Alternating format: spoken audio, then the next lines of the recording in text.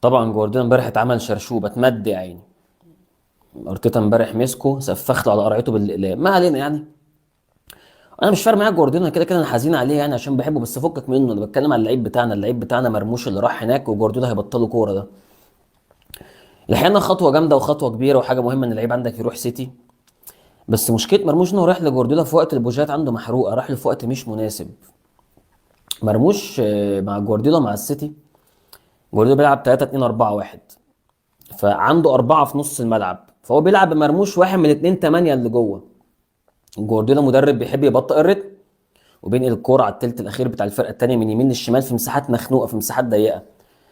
مرموش لعيب حركي، لعيب بيحب يستلم الكرة في تحولات، ياخد لعيب يلف بيه على مساحة، لعيب يحب ينزل بخط الدفاع الأخير يسلم حد ويجري في ظهره، لعيب لو هيلعب في ملعب متكتل يميل للطرف عشان قوي في الواحد على واحد، لكن هو ينزل في ملعب مقفول متكتل يتصرف في ظرف من الثانية، يطلع لعيب من زمايله، او ياخد قرار على زحمه من اللعيبه ان هو يباصي لمين. هو مش طريقه لعب فرانكفورت، او اللي اتفرج يقول لي انا ما اتفرجتش على فرانكفورت كتير، انا اتفرجت بس على لقطات لمرموش.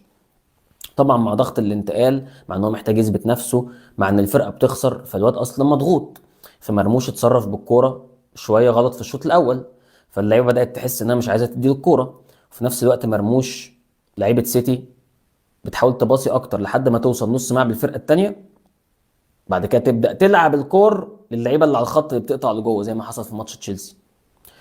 مرموش بيحاول يجري من وهو في نص ملعب والكره لسه على الدايره، يحاول يقطع في ظهر اخر خط، فاللعيبه ما بتلعبلوش،